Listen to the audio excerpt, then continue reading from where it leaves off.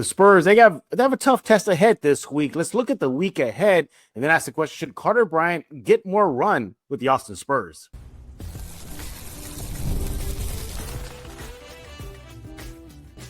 You are Locked On Spurs, your daily San Antonio Spurs podcast, part of the Locked On Podcast Network, your team every day.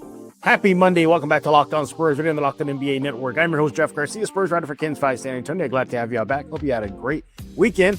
And as always, we thank y'all for making Locked On Spurs your first listen each and every day. Free and available where we get podcasts. You know where to go. That's iTunes, Spotify, Kens 5 Plus app, YouTube. This goes on and on. Subscribe right now. Become an everydayer. And thanks for making the Locked On Sports podcast, well, the number one sports podcast network across the land. Yeah, so we definitely appreciate that. Keep it up. What are we talking about today? We're going to look at the week ahead. The Spurs got some 3 good games ahead. What are we feeling? What is the message we want to see this Spurs team send in the next 3 games? What is our prediction for the Spurs in the next 3 games? We're going to look at the next 3, tell you what the opponents are, and then ask the big question, should Carter Bryant stay with the Austin Spurs a little more longer than what he did recently? All that and more. If with time permitting, we'll get to some Locked On Spurs fan comments. We'll see how the flow goes. Let's bring in our guest. It's Monday. You know what that means. Matt Guzman, Spurs on Sports Illustrated's very own. He is on X at MattGZMN. Matt, how was your weekend? It was great. It's good to see. I'm glad we're talking about Carter. I got a chance to go look at him down in Austin. It's been good overall. Oh, yeah. Well, we'll get to hear what you have to say. You saw him live perform there. We'll get your thoughts on what basically everybody, he looked like he doesn't belong there. But maybe there's an argument that he should get some more run there. We'll hear what Matt has to say about that. Matt, let's dive into it. Let's look at the week ahead here. And the Spurs, they got 3 games starting on Tuesday, and then on Thursday, and then on Saturday. First of all, no more back-to-back, so that's good. Thank you, schedule makers. That was rough on the team. Matt, let's start with the first game. They'll take on the Thunder in Oklahoma City this Tuesday. Then they'll take on the Bucks at home on Thursday, and they'll round out the week at home again versus the Timberwolves. Rematch there. At 2 good games for sure. Bucks should be a win. We'll see about that. It's always compelling to see Wemby and Giannis. But when I look at those 3 games, Matt, what do you want to see from this team? Honestly, and this might be a little bit of a hot take. I can't tell for sure, but I think what I would rather see this week of those 3 games, I would rather them drop both the Bucks game and the second game against Minnesota if it means that they can go on the road and prove that they can match up with the Thunder again. And I say that because, I think obviously what we saw the other day, they were able to start fast against Minnesota. Mm-hmm. They looked like they could hang in there with them. And I think that was another one of those teams that was on the short list of teams that, we want to see how the Spurs are going to look, against XYZ, because it's a likely chance that they'll play them in the postseason. And so it was good to see them against Minnesota, but I think now that you've beat the Thunder 3 times, you're going back on the road to go face them there. I'm almost starting to get really worried if I'm the Thunder and I lose a 4th game to the same team in such a short span, about a month's time. And so I think that they're going to come out extra motivated. So if the Spurs can handle a team like the Thunder, who's also going to be very motivated to win, right, I think it's going to say a lot about what they're capable of, especially after a few other good wins, against the team, against teams on the road, at home, whatever it might be. They've kind of seemed to find their rhythm again after that short slump after Christmas. So I think I'd go over there and handle business again. Yeah, I think a lot of Spurs fans will be, 1-2 in the next 3 games, but that one win versus the Thunder, they go, we'll take it. This team seemingly can match up pound for pound versus the Thunder. The last 3 meetings proved it, and the Spurs, took them to school, especially in the last 2. I look at this week ahead. Yeah, that Thunder game is the key for me. I need to see this team beat that OKC team to tell them, hey, it wasn't a fluke the first time, it wasn't a fluke the second time, nor a third time. We are your thorn on your side. We are your Mount Everest this year. I need to see that happening. And again, it'll just be another shout to the league like, hey, we just took down the reigning defending champs again. And by the way, we did it in their gym again. I think I need to see that from the Spurs. Look at that Bucks game, though. That was interesting because, sure, the Bucks aren't, ain't projected to go far this season, but you still got Giannis there. Giannis Wemby matches have always been must-watch TV. It'll be in San Antonio. But what I'm worried about of these next 3 games, Matt, is the Spurs playing down to competition. Victor has admitted it. Mitch has talked about it. Of our next 3 here, that's the one I'm worried about because I could see the team do something stupid, play down the competition, and lose, Matt. Absolutely, especially against the Bucks, because they've been on an upward trend lately, and I know they started awfully, they started terribly, but Giannis is especially. I think the team has started to kind of come together around him, especially as kind of the smoke around whether he's leaving, whether he's not. Yeah, it seems to be getting clearer that he's staying in Milwaukee, and I think that's always a good thing for the Bucks. They'll have to deal with that outside noise. So they're on an upward trend, so you look at their record. If the Spurs decide, hey, we're going to take it easy, hey, we can handle this team. It's just Giannis, we got Victor. That's easily a game you can drop, and should things not go well against the Thunder on the road, now you're in danger of losing a second straight game. Yeah. And that's obviously never going to be a good position for them to be in. But I mean, yeah, to your point, yes, it's going to be a dangerous game in that sense. But also just because the Bucks are trending upward and looking good, so they could definitely sneak into San Antonio and come out with a win. Yeah, another thing I want to see from that game too is Wemby sending a statement to Giannis in their individual battle that, hey, I am the next, I am the next guy up. Giannis, you had the crown, you were quasi semi-face of the league for a while, especially when they had their championship run. But it's me now. I am the top European import in this league. I need to see that. And look, and even if that doesn't happen, if they just have their battle, I mean, that's good enough. I think I would love to see just that hot matchup that, they score. When somebody scores, they score. He hits a 3, Giannis does some amazing feat, like shooting the ball from outside, anything. I just got to see that matchup live up to the hype. And they always have in the last few meetings. And then the team rounds out the week again with a rematch with the Minnesota Timberwolves, this time in San Antonio. Quick aside here, this show was recorded before last night's game in Minnesota, but nevertheless, another chance for the Spurs to make a statement. The Wolves are on the Spurs' heels in the standings, Matt, and I need some distance between the Spurs and Minnesota, and I think this is another chance for the Spurs to do that. Yeah, absolutely. It's another example of playing a team twice in a very short amount of time. So for sure, whatever they learned on Sunday is something that they can absolutely take with them to that rematch, and it's at home.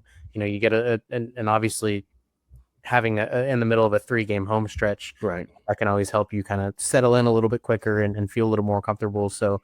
Yeah, this is definitely a good chance for them to continue to separate themselves, especially as the Nuggets are likely to keep dropping games as Jokic is missing. Yeah.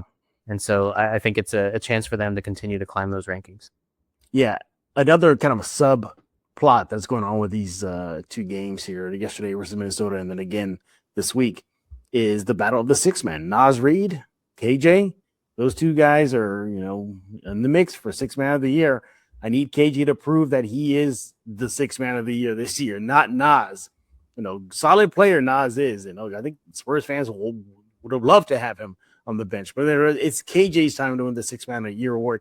I want to see KG outperform Naz in San Antonio. And, I would love to see that as well. And again, these 3 games are intriguing matchups ahead for the Spurs. The Thunder, it writes itself. The Bucks, again, another chance for the Spurs to get a win. And then you got the Wolves, again, a team that is in the mix in the Western Conference for a top 4 seed and a possible playoff opponent down the road. Really critical game for the Spurs ahead. This month of January, it's rough. Set aside those triple back-to-backs. They got heavy hitters, don't they? Absolutely. Yeah. It's always a good test for them because, you never want to start winning games and then, learn the hard way that you were playing that are very beatable. So I think the Spurs, between the Celtics on the road, Minnesota on the road, hosting the Bucks, hosting the Timberwolves again. I mean, they're going to be tested very thoroughly, and this will be in that sense. It'll be you can look at this stretch of games, really figure out where are we as a team. If I'm a coach, if I'm a player, you look at this stretch of games right here and figure out where you stand heading into All-Star break. Absolutely. He is Matt Guzman with Spurs on Sports Illustrated. Again, it's Monday. We're going to have Matt stop by and talk all things silver and black. When we get back, we're going to continue looking at the week ahead, give our predictions. Do we think the Spurs are going to 3-0, 0-3, 1-3? We'll find out in just a few seconds. Fridays already feel different during basketball season, and FanDuel is making them even better. Every Friday night before the game tips off, FanDuel gives fans a new way to kick off the weekend with NBA Happy Hour. NBA Happy Hour is your official pregame, a limited time window where special offers drop right inside the FanDuel app before the action starts. Fridays from 6 to 7:30 p.m. Eastern have become appointment viewing with NBA Happy Hour. Opening the FanDuel app during Happy Hour always brings up the new boosts, bonuses, and surprises. The timing is perfect, right before games, right before the weekend starts. It adds extra energy to Friday with basketball without even overthinking it. So before tip-off, check out the FanDuel app and see what's dropping during NBA Happy Hour every Friday from 6 to 7:30 p.m. Eastern. A little basketball, a little action, a whole lot of Friday energy. That's NBA Happy Hour only at FanDuel, the official sports book partner of the NBA. Thank you for making Locked On Spurs your first listen of the day, and thank you for making Locked On the #1 sports podcast network. If you haven't already, go check out our new Everydayer Club. Access to ad-free audio feed for Locked On Spurs, compatible with Apple's Podcasts, Spotify, and every other major podcast app. An invite to the members-only Locked On Everydayer Club Discord server, which includes a group chat for just listeners of this show and, well, hanging out with a lot of other fans on Discord. You want to go to this website right now, lockedonpodcast.com/everydayer club. Go there right now or just tap the link in the show notes to learn more.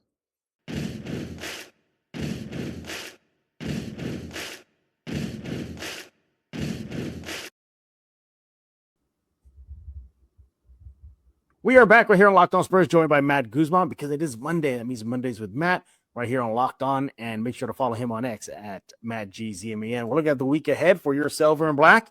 We got 3 good games. They got the Thunder, they got the Bucks, and they got the Wolves. 2 of those games will be in their gym, so hopefully that'll help the Spurs. We kind of gave like a mini capsule look at these next few games, kind of a big, broad overview.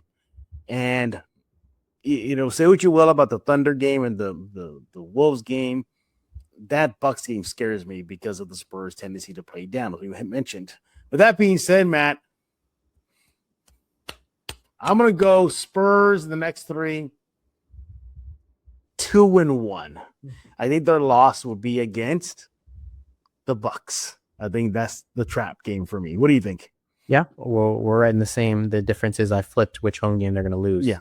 So I have them going 2-1, beating the Thunder, beating the Bucks, losing to the Timberwolves to close out that week.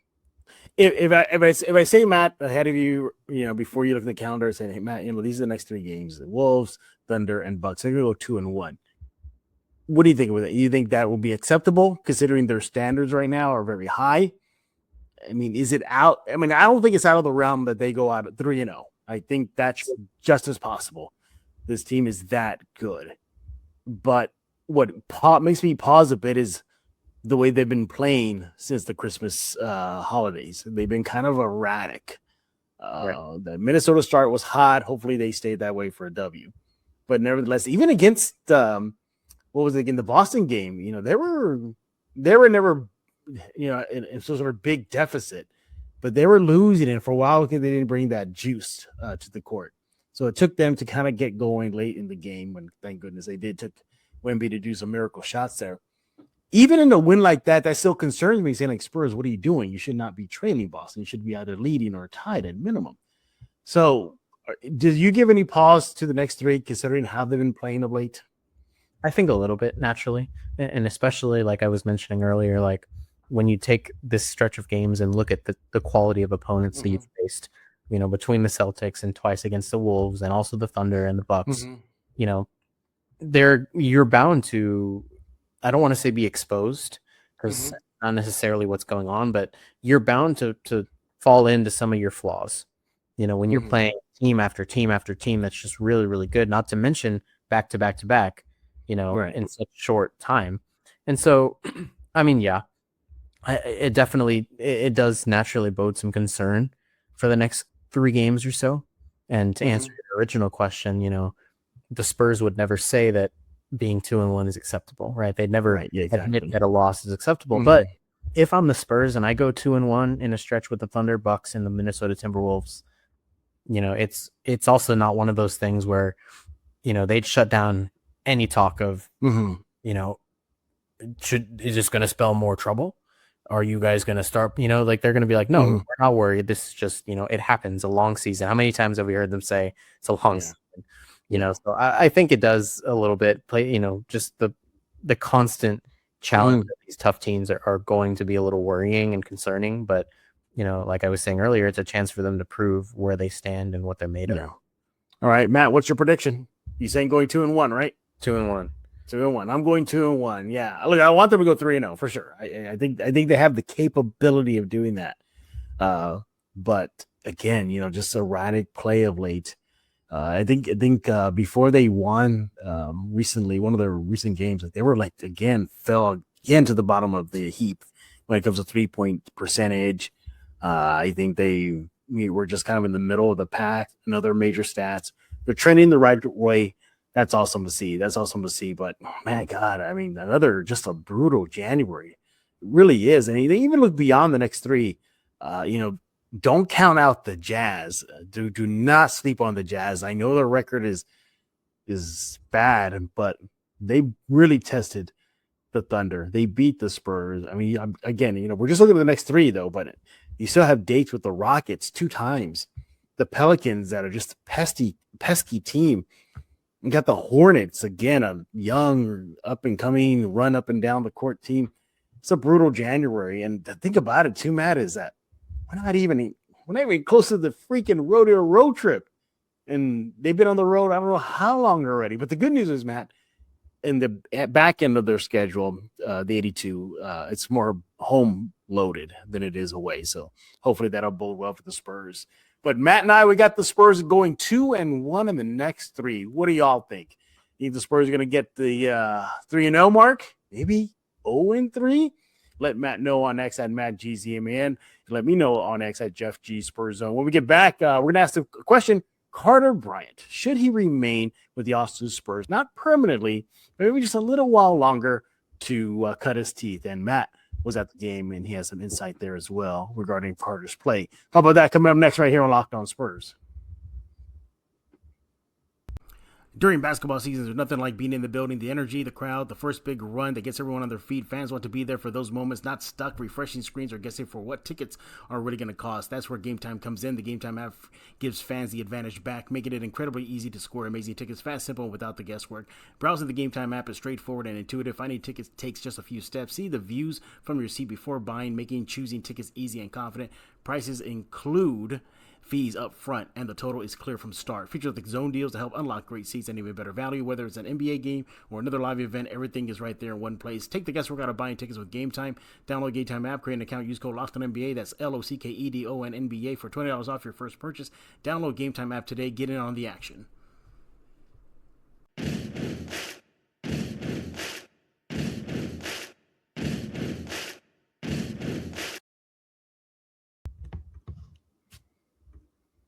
We're back right here on Locked On Spurs. It's Monday. That means Matt Guzman with Spurs on Sports Illustrated is joining us. It's Mondays with Matt. Follow my next and Matt GZMN.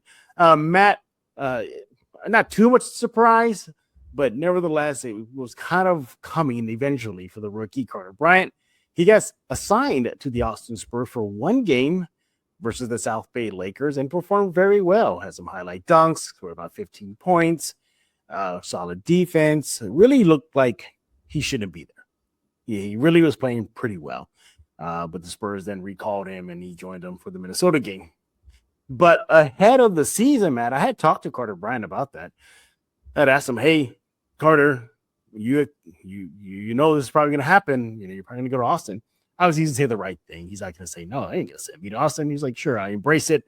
A chance for playing time. And that's what Mitch Johnson said recently about Carter Bryant's assignment, saying they wanted him to get a lot more burn on the court to make him feel like he's the guy and get that experience under his belt. I believe Mitch Johnson said it's probably was a one-time thing, depending on things, but maybe don't expect it with much regularity for Carter Bryant to be assigned to Austin. Matt, before we get into what you saw at that game, you think Carter could use some more time in Austin, not a one thing and that's it. What do you think? I think so. And it's less about me saying, here's what I'm saying about Carter. Mm-hmm. And he definitely needs to go to the G League. It's not like that. It's more so, when you look at what the Spurs are hoping to get from him, it's those quick minutes. It's very impactful on defense, the ability to get some rebounds. And obviously, if he's going to be open, three and make the three. And that's something that they can rely on. And they hope to be able to rely on him for, all of those things are very transactional, very transitional. They're not asking him to be the top scorer and hope, but you only get 5 minutes to do it. They're asking him to just do the little things that, an offense needs to work, to function. And it's, he's been doing fine with the minutes he's been given, but, it definitely was a good idea to give him a chance to go down to the G League and do those things, also get a little bit more confidence, play with the ball a little bit more in 25 minutes as opposed to 5 or maybe 6. Yeah. And so I think it's never going to be a bad thing for him to get reps like that, especially this season, as he's trying to learn the NBA. So I could absolutely, I would vouch for him to go back and get more of those reps, but it's less about the way he's been performing and more about he's a rookie trying to learn the game. And I think it's helpful. The wrinkle on all this too is Sohan. He's been playing a little bit more of late, not necessarily heavily in the rotation, but he's getting some minutes. There's been an uptick. When I saw him get assigned, Carter, that is, I thought, oh, well, here we go. They're loving Sohan again. So sorry, Carter, you got to go back. But then I saw that it was just a one-time thing as of this recording and back. I said, okay, well, interesting. That tells me the Spurs are heavily invested in Carter, that they're heavily invested in his future, in his potential. And again, not going to be surprised to see him get more minutes over Sohan. Could that be a sign that Sohan's time in San Antonio is winding down? Don't know. We'll see what happens at the trade deadline or the offseason. But that when I saw that was my first instinct was like, okay, I guess they're going to run with Sohan for heavy minutes moving forward and just give those Carter Bryant minutes to Jeremy. That didn't happen. Nevertheless, Matt, I'm with you. I think he could spend a little bit more time in Austin. Again, not a knock on his skill set. Look, he's a pro. He got drafted for a reason. He can ball. But there's something to be said about being the guy, because him and probably David Garcia on that squad are probably the 1-2 punch for Austin. And it'll make him feel like the center point of the team, something he didn't really get in Arizona. I think that just bodes well for him. But you were at the game. What did you notice from Carter during his time with Austin? I think he looked a little reserved, and it's to be expected. When you join a new team, and he wasn't, he's known some of these guys. Obviously, you mentioned David Jones Garcia, Stanley Mule was down there, and he's seen some of those faces before. But for the majority of the season, he hasn't been around Austin. He hasn't experienced working with Jacob Chance. He has experience playing next to Kyle Mangus, guys that are typically, the 1-2 scorers in Austin. He gets down there and he's expected to learn an offense, learn a system, and play his game. Be mindful of his teammates. Who are his teammates? What are their names? Yeah. These are things that you don't really think about that go into, it's one thing as a two-way when you're back and forth. It's another to be in Carter's position. This is his first time going to Austin. So he looked a little reserved. There were times that, he was waiting on the wing for a pass that never came. And, that's not a knock on his teammates either. They're trying to adjust to having a new face on the team as well for one game. And so he looked a little reserved, but he got his touches. He was good on the boards. He was able to push the pace. And some of his shots began to fall. I mean, he had a 3 when I was watching him. He got the dunk, which was huge for him. And that was one hang on now. Watch out. That was hilarious to talk to him about that. Overall, he looked good. He looked, as you mentioned, I mean, all things considered, showing up, trying to learn the system, you score 15 points. If he had been there a couple more days, if he played a couple more games this season, he'd definitely score some more. So I think he looked good. It was overall a great experience for him. Yeah. I know Mitch mentioned how, maybe, seeing Carter in an Austin uniform won't happen with regularity. Take his word for it. But again, I'm not going to be surprised if he gets assigned to the Austin Spurs either in the near future or at some point before the Austin season ends. Because I believe the G League season ends a lot earlier than the NBA regular season. So there's that. So, yeah, exactly. So if they're going to want to give him a little bit more burn, they got basically about a month, 2 months ish, to get that done. So again, not going to be surprised. And I like the fact that he told me that he welcomed that opportunity. Look, nothing to be ashamed about. So many Spurs have gone through that system and turned out to be phenomenal players. How about NBA champion level like Derek White with Boston? He went through the Austin system. How about your new head coach, everybody, Mitch Johnson? He cut his teeth with the Austin Spurs. So it is definitely a great, great, great system, and the Spurs are utilizing that tremendously. And look, Carter Bryant, just another name in a long list of quality NBA players that the Austin Spurs have produced, not just for San Antonio, but for all other NBA teams as well. So, I'm with you. I think Carter Bryant should be in Austin, maybe 1 or 2 more games. I'd love to see that happen. By the way, I love those alt jersey for the Austin Toros for one night. They had like Fiesta colors and maybe like gold trim. I thought those were nice. Yeah, they were cool. And that's one of the cool things about going to the G League. The game after that, they were the Austin River Dragons. And they had another set of new jerseys. So they get to experiment. Carter got to wear some fun colors, and he was all smiles. He really, really enjoyed, I think, the idea, the opportunity. No part of him was upset at the experience. And, what I learned from talking to him was just how down to earth, how humble he is. He is, yeah. Very, very soft spoken. And I'm sure you remember that from media day. I mean, you almost can't hear him when you're standing right in front of him, but the way he speaks is just, he's very grateful, very thankful for these opportunities. And I think he was just fine. He said Keldon Johnson texted him that morning on his way down to the game. So, he's got the full support of the guys behind him, and he was definitely ready to embrace that trip. Yeah. We'll see what happens with Carter. Again, we both, everybody knows that Spurs really like his potential. He was, at least he probably still is, part of the Mitch's rotation. We saw him get heavy, even early in games. It was never a blowout situation or, the Spurs are, destroying a team or depleted. He was getting minutes with San Antonio. Thought that was good. So it should bode well for him moving forward in his NBA career. And even if he gets assigned to Austin one more time or a couple of times, no big deal.